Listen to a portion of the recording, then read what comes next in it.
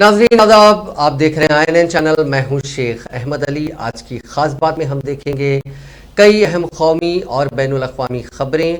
Ukraine पर लगातार चौथे दिन भी रूस का हमला जारी है। यूक्रेन ने दावा किया है कि अब तक लड़ाई में लगभग 4,300 रूसी फौजी मारे गए हैं। साथ ही 146 टैंक, 27 एयरक्राफ्ट और 26 हेलीकॉप्टर को तबाह कर दिया गया। रूस और यूक्रेन के बीच जारी जंग के 4 दिन के दौरान पहली बार अमन की उम्मीद नजर आई है। यूक्रेन के मीडिया हाउस कीव इंडिपेंडेंट और न्यूयॉर्क टाइम्स ने खबर दी है कि आज देर रात यूक्रेन और रूस के डेलीगेशन बेलारूस और यूक्रेन को जोड़ने वाली सरहद पर बातचीत करने जा रहे हैं।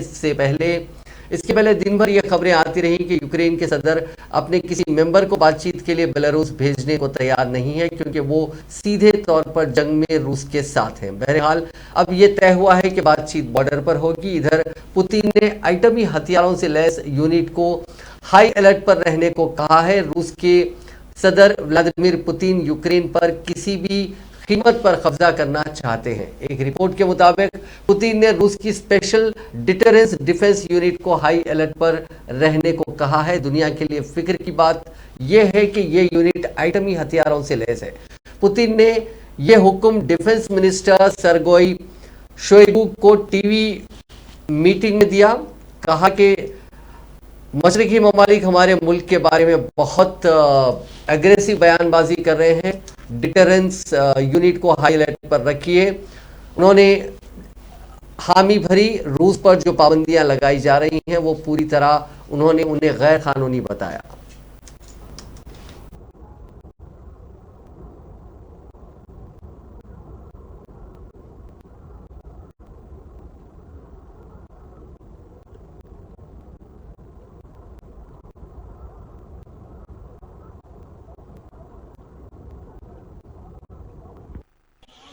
Так, вулиця Декабристів. Так, ось ми бачимо дорогу. Ось сюди училище.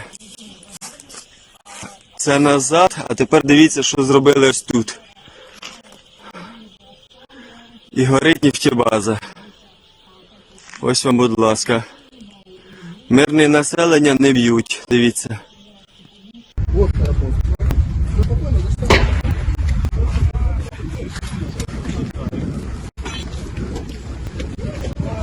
Слава Україні!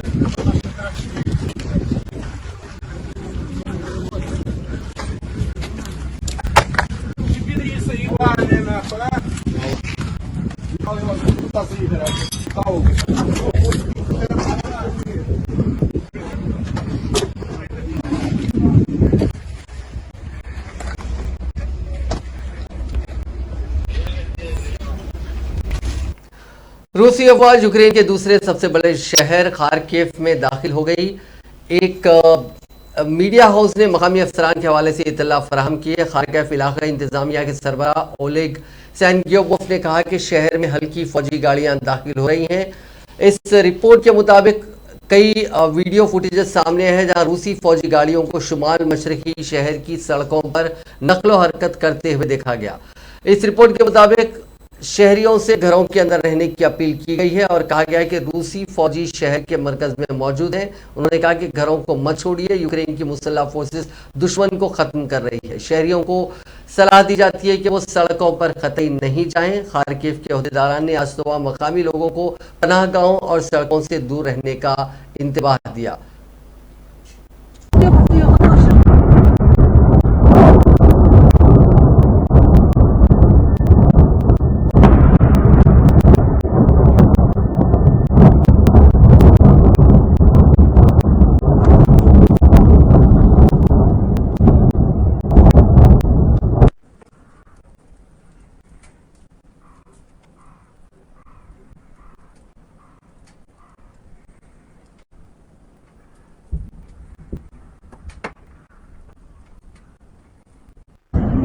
Ya Allah.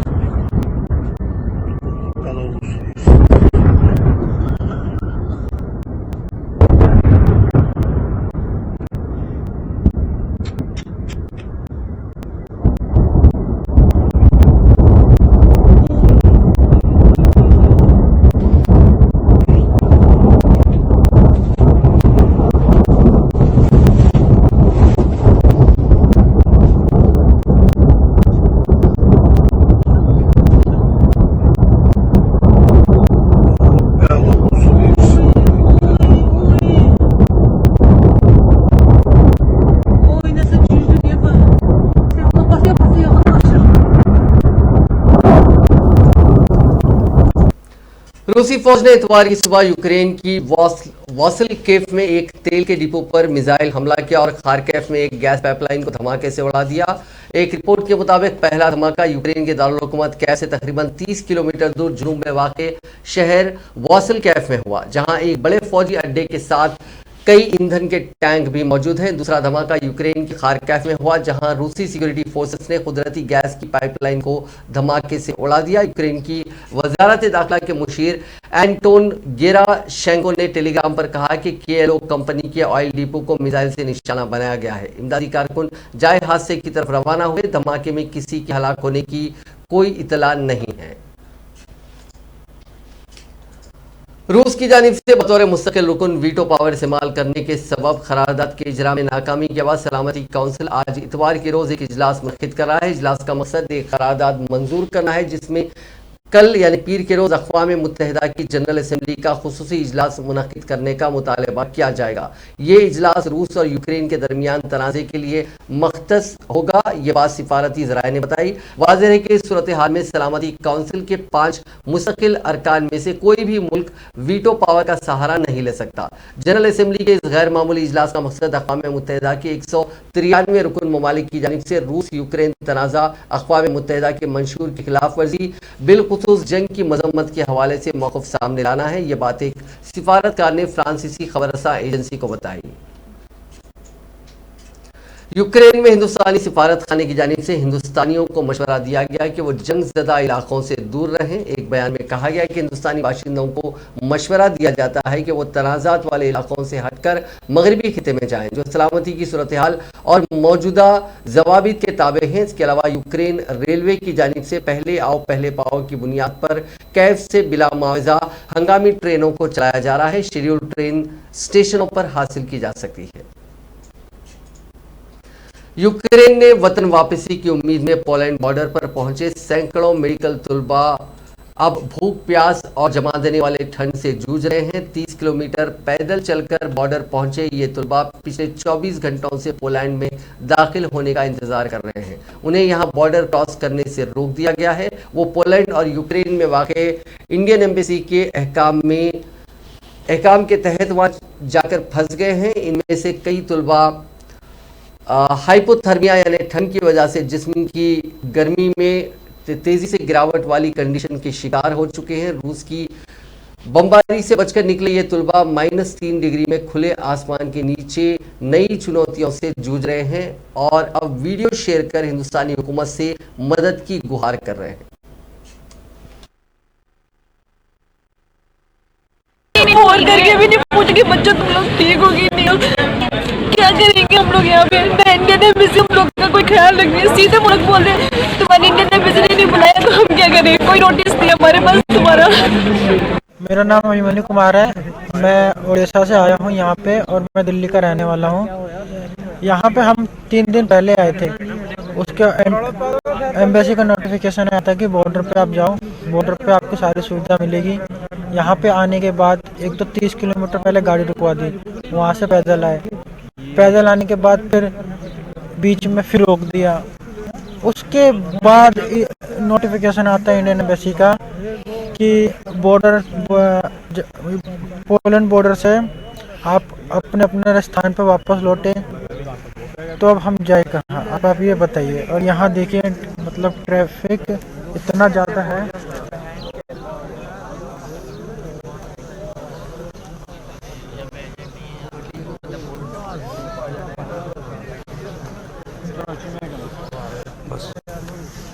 इतना ज़्यादा है और यहाँ ठंड में -4 डिग्री में हम रात भर रुके हैं, कपड़ों पर बर्फ़ जम गई है।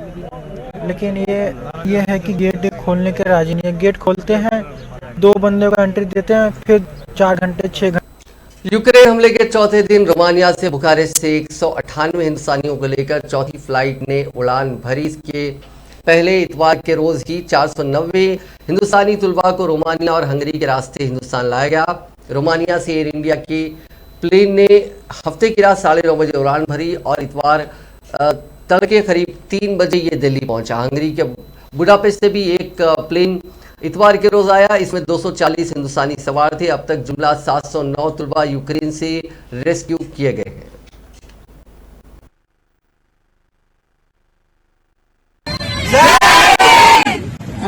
go back home, please reassure all who are in Ukraine not to worry, be patient. Today the Honorable Prime Minister spoke to the Ukrainian President also and requested him to keep all Indians safe and secure, to provide safe passage to all your colleagues who are still there. The Russians have also promised to help evacuate all our Indian nationals. So I would urge all of you, be very strong and give that strength to all your other friends who are still in Ukraine. Another flight will be coming into Delhi shortly by the morning, and this process will continue.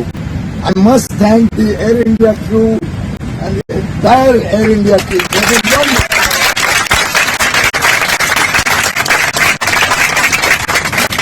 That is what the true spirit of nationalism is. यही भारत की ताकत है और इसी ताकत को हमको उन सब बच्चों को देना है जो भी वहां पे है। और आप सबका तहे दिल से प्रधानमंत्री नरेंद्र मोदी जी की तरफ से बहुत बहुत स्वागत। आप सब सुरक्षित हैं, हम उसके लिए भगवान से धन्यवाद करते हैं और यहाँ भी आपकी सब सुविधाओं के इंतजाम किया गया है, आपको किसी प्रकार का कोई कष्ट नहीं होगा। Welcome back to the Motherland.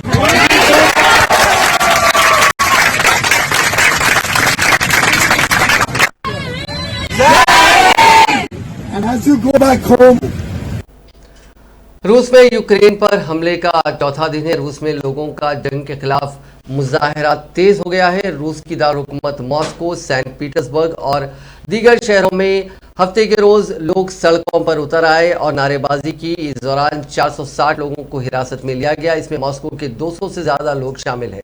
रूस में यूक्रेन पर हमले की मजम्मत करने वाले ओपन लेटर भी जारी किए हैं। इनमें 6000 से ज्यादा मेडिकल स्टाफ, 3400 से ज्यादा इंजीनियरों और 500 टीचर्स ने साइन किया। इसके अलावा सहाफियों, लोकल बॉडी मेंबर्स और सेलिब्रिटीज ने भी ऐसा ही पिटीशन साइन किया है। उधर मॉस्को में वाक़े गैरेज म्यूजियम ने हफ्ते के रोज ऐलान किया कि जब तक यूक्रेन में हमला बंद नहीं होता तब तक म्यूजियम बंद रहेगा। इसके अलावा कई ममालिक में रूस के यूक्रेन पर हमले की मजम्मत की जा रही है और बहुत सारे मुजाहरे किए जा रहे हैं। इसके अलावा एक ऑनलाइन पिटीशन भी रिलीज हुई थी जिसको अब तक 78 लाख लोगों ने साइन किया है। माफ कीजिएगा,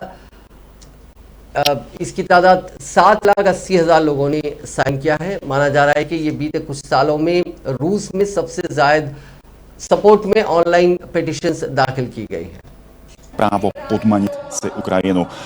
Ukrajinský velvyslanec taky mimo jiné řekl, že Ukrajina zvítězí nad putinovským Ruskem a až zvítězím, Ukrajina bude členem Severoatlantické aliance a Evropské unie.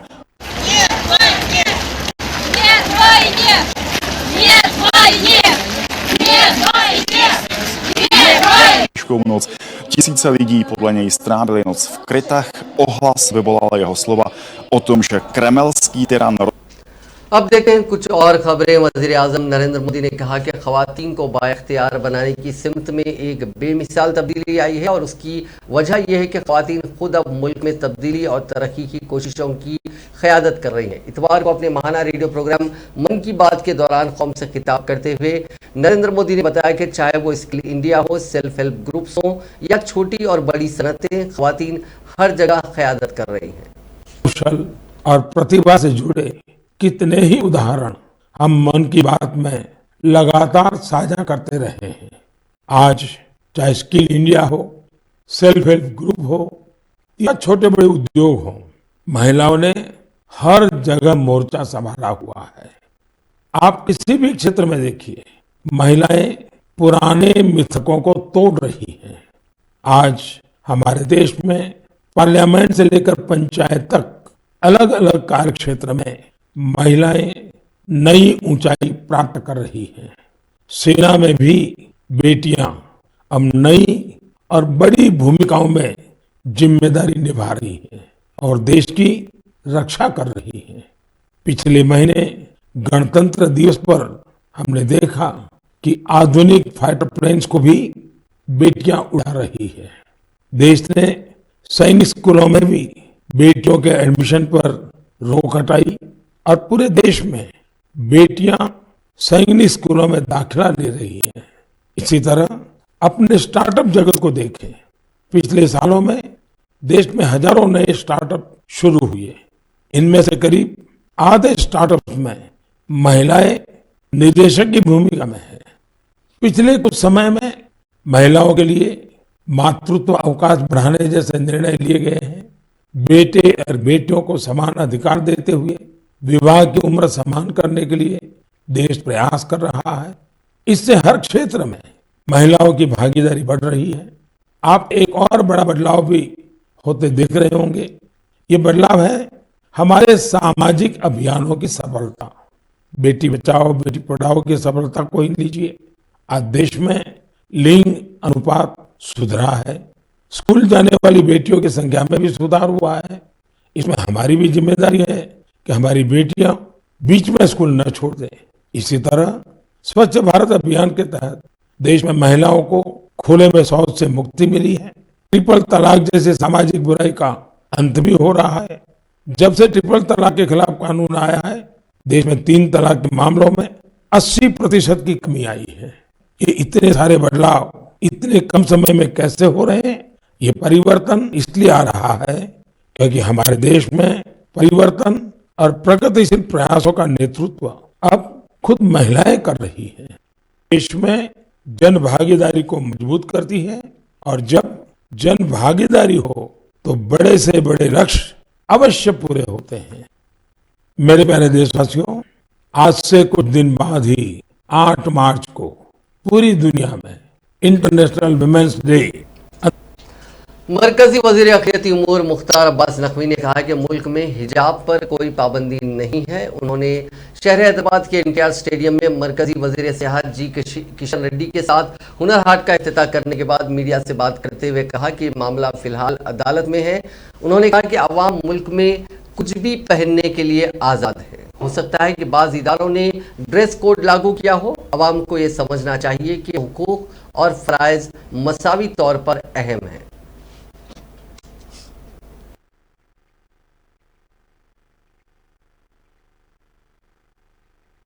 देखो भैया, matter is in court, number 1। Number 2 जो है वो हिजाब पर इंडिया में बैन नहीं है, क्लियर है। There is no ban on hijab in India. Of course जो इंस्टीट्यूशंस है उनके अपने डिसिप्लिन होते हैं, ड्रेस कोड होते हैं, यूनिफॉर्म होते हैं, और उसको जब हम कॉन्स्टिट्यूशन के राइट की बात करते हैं तो कॉन्स्टिट्यूशनल ड्यूटी की भी बात भी हमें करनी चाहिए।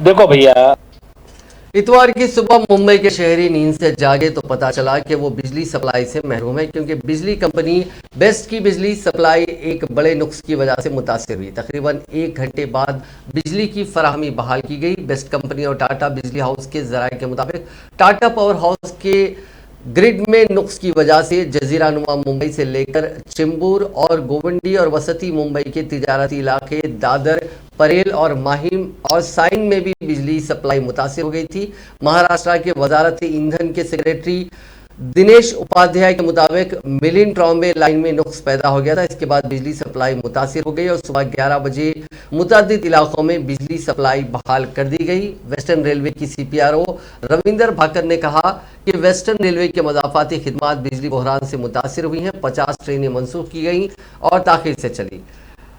144 ट्रेनें ताख़ीर से चली। वाज़ेह है कि इतवार की वजह से शहरी ज़िंदगी पर ज़्यादा असर नहीं हुआ, अलबत्ता मज़ाफ़ाती इलाकों में जहां बाजार खुले रहते हैं कुछ असर पाया गया। कांग्रेस के सीनियर कायद गुलाम नबी आज़ाद के भतीजे मुबशिर आज़ाद आज बीजेपी में शामिल हो गए। जम्मू कश्मीर बीजेपी सदर रविंदर रैना और दीगर अहम कायदीन ने पार्टी में उनका इस्तकबाल किया। मुबशिर ने कहा कि वो ज़मीनी सतह पर किए गए वज़ीर आज़म नरेंद्र मोदी के तरक्याती कामों से मुतासिर हुए हैं। उनके चचा का कांग्रेस की जानिब से उनकी बेइज्जती की गई, इससे उन्हें दुख हुआ और उन्होंने कांग्रेस के साथ अपना ताल्लुक तोड़ लिया। मुबशिर गुलाम नबी आज़ाद के सबसे छोटे भाई लियाकत अली के बेटे हैं। बीजेपी के कौमी सदर जेपी नड्डा का ट्विटर अकाउंट हैक हो गया है। हैकर्स ने इतवार की सुबह अकाउंट को हैक करने के बाद ट्वीट भी किए। एक ट्वीट में लिखा, सॉरी मेरा अकाउंट हैक हो गया। यहां रूस को डोनेशन देने के लिए उन्होंने माफ कीजिएगा, रूस को दान करने के लिए, क्योंकि उन्हें मदद की जरूरत है। वहीं एक और ट्वीट में लिखा कि रूस के लोगों के साथ खड़े हों, अब क्रिप्टो करेंसी डोनेशन एक्सेप्ट करें। हालांकि अब उनका ट्विटर अकाउंट बहाल हो गया और सारे मुतनाज़िया ट्वीट हटा दिए गए हैं। उत्तर प्रदेश में इतवार के रोज असेंबली इंतखाबात के 5वें फेज की पोलिंग खत्म हो गई। इस बार शाम 5 बजे तक करीब 54% पोलिंग हुई। साल 2017 में इन्हीं 61 सीटों पर 58.24 पोलिंग हुई थी, यानी इस बार करीब 4% कम वोटिंग हुई है। साल 2012 में इन 61 सीटों पर 55.12% पोलिंग हुई थी। इस हिसाब से देखिए तो 2012 के मुकाबले में 2017 में पोलिंग में 3% का इजाफा हुआ था। पिछले दो इंतखाबात में इन 61 सीटों का एनालिसिस करें तो पता चलता है कि जब वोट का परसेंटेज बढ़ा है तो उस वक्त के अपोजिशन पार्टियों को फायदा हुआ। साल 2017 में 3% वोटिंग बढ़ने पर तब अपोजिशन में रही बीजेपी को यहां 43 सीटों का फायदा हुआ था। वज़ीर आज़म नरेंद्र मोदी ने यूक्रेन में फंसे हर शहरी को बाहिफाजत मुल्क वापसी के लिए हर मुमकिन इक़दाम किए जाने का तज़किरा करते हुए कहा कि यूक्रेन में फंसे सभी हिंदुस्तानियों को निकालने के लिए ऑपरेशन गंगा चलाकर हम यूक्रेन में फंसे हर शहरी को वापस ला रहे हैं। हमारे जो बेटे बेटी अभी वहाँ हैं उन्हें पूरी सिक्योरिटी के साथ अपने घर पहुँचाने के लिए हुकूमत दिन रात काम कर रही है। वज़ीर आज़म ने आज बस्ती में बीजेपी उम्मीदवारों की हिमायत में मुनक़िदा एक अवामी रैली से खिताब करते हुए कहा कि हिंदुस्तान ने हमेशा अपने एक एक शहरी की जिंदगी के तहफ़्फ़ुज़ को अवलीन तरजीह दी है। ऑपरेशन गंगा चलाकर हम यूक्रेन से भी हज़ारों लोगों को वापस ला रहे हैं। हमारे जो बेटे बेटी अभी वहाँ हैं उनकी हिफाजत का इंतज़ाम किया जाएगा और उन्हें घर तक पहुँचाने के लिए हुकूमत काम करती रहेगी। नरेंद्र मोदी ने इसके अलावा वाराणसी में भी एक इंतखाबी जलसे आम से खिताब किया।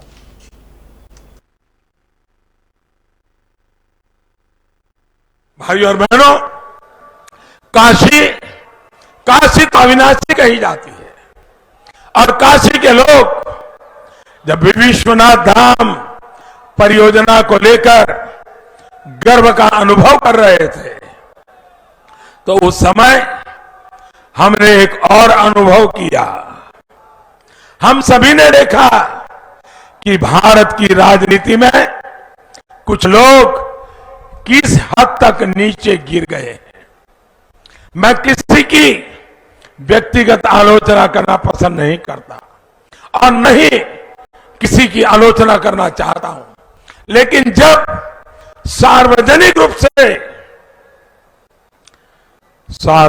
रूप से काशी में मेरी मृत्यु की कामना की गई तो वाकई मुझे बहुत आनंद आया, मेरे मन को बहुत सुकून मिला। मुझे लगा कि मेरे घोर विरोधी भी ये देख रहे हैं कि काशी के लोगों का मुझ पर कितना स्नेह है। उन लोगों ने तो मेरे मन की मुराद पूरी कर दी। इसका मतलब ये कि मेरी मृत्यु तक न काशी के लोग मुझे छोड़ेंगे और न ही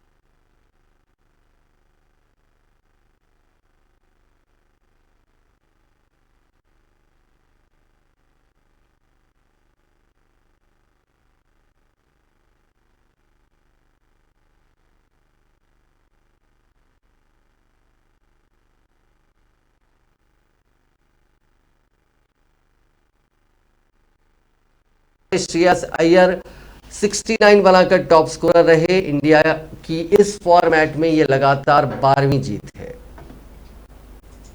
अब नजर डालते हैं कोरोना से जुड़े आंकड़ों पर। पिछले 24 घंटों में दुनिया भर में कोरोना के 13,90,938 नए मामले दर्ज हुए। इसी दौरान 6,449 अफराद की मौत हुई। इस इजाफे के बाद दुनिया भर में कोरोना से मुतासरीन का मजमूई आंकड़ा 43,53,48 हो गया, जबकि अमवात की तादाद बढ़कर 59,65,823 हो गई। दुनिया भर में फिलहाल 6,37,60,360 अफराद का इलाज चल रहा है। हिंदुस्तान में कोरोना वायरस के यौमिया केसेस की तादाद कम होकर 10,000 के करीब पहुंच गई है। मरकजी वजारत सेहत के मुताबिक गुज़िश्ता 24 घंटों के दौरान कोरोना के 10,273 नए केसेस की तस्दीक की गई। इस दौरान 20,439 अफराद ने इस बीमारी को मात दी, जबकि 243 अफराद की इसकी वजह से जान गई है। सदर जमहूरिया रामनाथ कोविंद अपने अफराद खानदान के साथ आसाम के 3 रोजा दौरे पर हैं। आज तीसरे दिन उन्होंने काजीरंग नेशनल पार्क में हाथी की सवारी का लुत्फ उठाया। इससे पहले हफ्ते के रोज सदर तेजपुर यूनिवर्सिटी के 19वें कॉन्वोकेशन प्रोग्राम में शामिल हुए थे। उन्होंने आसाम के गाँव में पीने के पानी की सहूलत मुहैया कराने को लेकर तेजपुर यूनिवर्सिटी की जानिब से किए जा रहे कोशिशों की काफ़ी तारीफ की थी। एक और खबर क्रिकेट से जुड़ी, हालांकि क्रिकेट उसे नहीं कह सकते। हिंदुस्तान के साबिक टेस्ट क्रिकेटर विनोद कांबली को मुंबई की बांद्रा पुलिस ने गिरफ्तार कर लिया। मास्टर ब्लास्टर सचिन तेंदुलकर के चाइल्डहुड फ्रेंड के तौर पर मशहूर कांबली के ऊपर बांद्रा में अपनी रेजिडेंशियल सोसाइटी के गेट में अपनी कार से टक्कर मारने का इल्जाम है। पुलिस अहदेदारों के मुताबिक कांबली को बाद में जमानत पर रिहा कर दिया गया। नाजरीन, आखिर में कुछ और खबरें देखते हैं। उत्तर प्रदेश असेंबली इंतखाबात से जुड़ी बहुजन समाज पार्टी सुप्रीमो मायावती ने इतवार को उत्तर प्रदेश असेंबली के 5वें मरहले के तहत जारी वोटिंग में राय दहिंदगान से बढ़ चढ़कर पोलिंग बूथों पर पहुंचने की अपील करते हुए दावा किया था कि आने वाला कल उनकी पार्टी का है। मायावती ने सिलसिलेवार अपने ट्वीट में मौजूदा असेंबली इंतखाबात में बीएसपी की बड़ी जीत का दावा किया और कहा कि पहले 4 मराहिल की वोटिंग के बाद अपोजिशन पार्टियों के होश आड़े हुए हैं और अब वो अफवाहों के जरिए वोटरों को गुमराह करने की कोशिश में लग गए हैं। लेकिन सर्व समाज के लोगों को बीएसपी को इख्तियार में लाने का प्रतिज्ञा और जिद के साथ वोटिंग करते रहना जरूरी है। उन्होंने कहा कि यूपी के 12 अजला की 61 असेंबली सीटों पर आज 5वें मरहले में भी हर पोलिंग बूथ को जीतना ही बीएसपी को इख्तियार में लाना है। उन्होंने ये तवक्को का इजहार किया कि मौजूदा असेंबली इंतखाबात में उनकी पार्टी अक्सरियत के साथ अगली हुकूमत तश्कील देगी। समाजवादी पार्टी के सरबराह अखिलेश यादव ने इतवार को कहा कि भारतीय जनता पार्टी छोड़कर एसपी में शमूलियत इख्तियार करने वाले स्वामी प्रसाद मौर्य का इंतजार गुज़िश्ता 11 सालों से था। अगर साल 2017 में स्वामी प्रसाद एसपी में आए होते तो यहाँ की तस्वीर ही दूसरी होती। फाजिलनगर असेंबली हल्के में मुनक्किदा एक अवामी रैली से खिताब करते हुए अखिलेश ने कहा कि स्वामी प्रसाद मौर्य के आने से समाजवादी पार्टी काफी मजबूत हुई है और मौजूदा इंतखाबात में उनकी वजह से पार्टी को कई सारी सीटें जीतने में मदद मिलेगी। नाज़रीन, आज की खास बात में बस इतना ही। आपसे कल मुलाकात होगी नई खबरों के साथ, नए एनालिसिस के साथ। फिलहाल दीजिए इजाजत। खुदा हाफिज।